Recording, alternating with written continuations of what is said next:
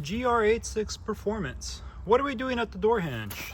We have the stabilizers here. So part number MS304-0005. This is how it comes straight from Japan. Let's get it open.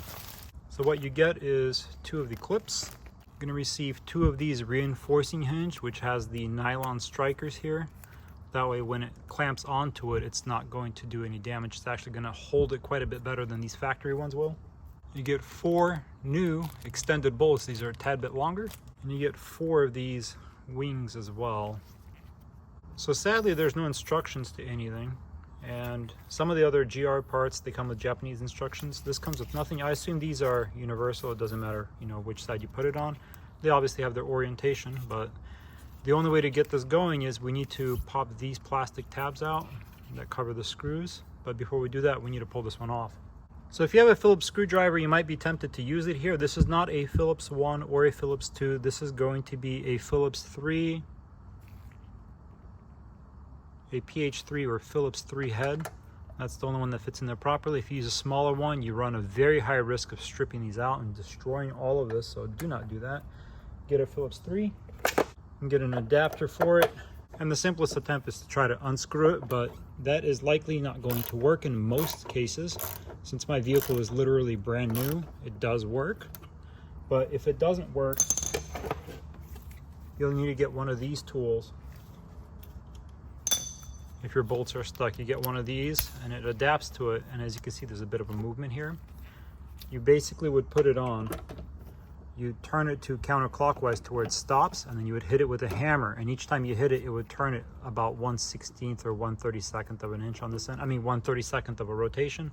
And that will allow you to remove those screws. But for me, since it's brand new and this seems to be pulling it off, I'm just going to gently remove both of these. Yep, there it goes. And I'm just going to get this striker here off. Once you get both of those bolts out, this comes right out, no problem.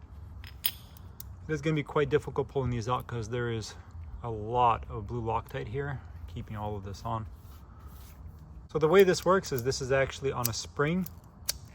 It makes it to where it can absorb the impact. Well, not necessarily absorb the impact. Where the door will slide into it, you can see that side where the door is going to go in. It's going to go in this orientation. And it also makes it to where this slides out of the way, allowing you to access the 2 bolt holes. So you're going to grab these screws right here, and it's going to be a Torx T40. So that's going to be the correct size in order to get these on. The way this works is you simply slide this back while you're getting the screw in there. As you can see, it'll cover it right away. Might even be easier to simply preload the 2 screws in there. And you can see it'll fully cover them once it's installed. That actually will look better too. So I'm going to go ahead and screw these on. Because there were no instructions, I have no idea what the torque specification for this is. You could do what the factory did and install some blue Loctite. I'm just getting it finger tight for now while pulling this little cover back as not to mar it. It's kind of interesting the way it would look.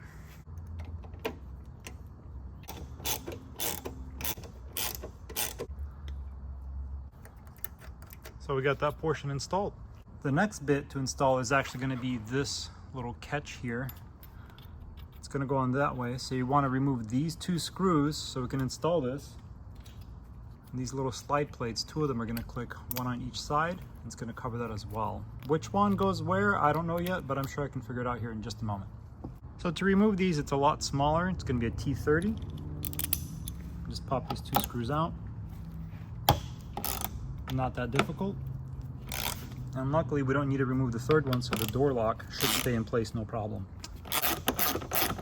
And even though I have all the power tools I could ever want, I still recommend removing these by hand so you can kind of get a feel for how much torque you're going to need to be putting when you put it back in. These will simply place in like that. You have your 2 screws, and as you can see here, it's got little clips to hold those plastic tabs. Just going to place this back where it was, gently, finger tight. Just get those threads going. Make sure you do not cross thread anything. This is your door we're talking about. But it should be good practice not to cross thread anything on a vehicle at all in general. Makes it nice.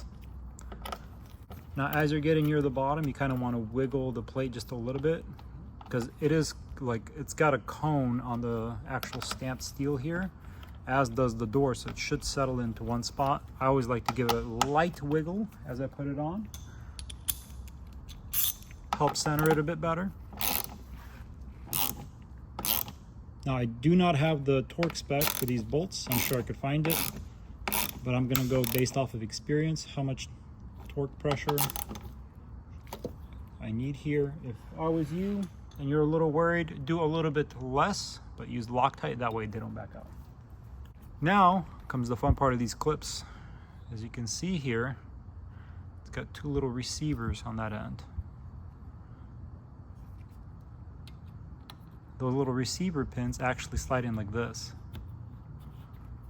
As you can see, it's on. So A went to the bottom, and B here, see those two little tabs that receive? You have these two tabs right here. So B goes on the top for the driver's side. And it's just like that, it's installed. So on the door, got this properly in here. This is all good to go.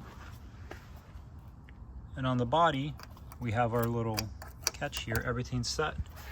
And that should allow me to just do this. First time and it worked. Obviously, I don't know how much. I'm gonna press down. I'm basically putting all my body weight on it, and I don't see it moving at all. And it's very easy to close. So the alignment is perfect. Obviously, of course it is. This is a factory made by Toyota part. You can see that works beautifully. Honestly, just for aesthetic reasons, that's much better looking. And this here is honestly a very interesting look. They put this brushed look into the plastic because they know it's going to slide in and out in the door, and it's naturally going to get lines going horizontally there, but it looks quite nice. And so does that. At this point, it's basically copy paste on the passenger door. We're going to do the same thing.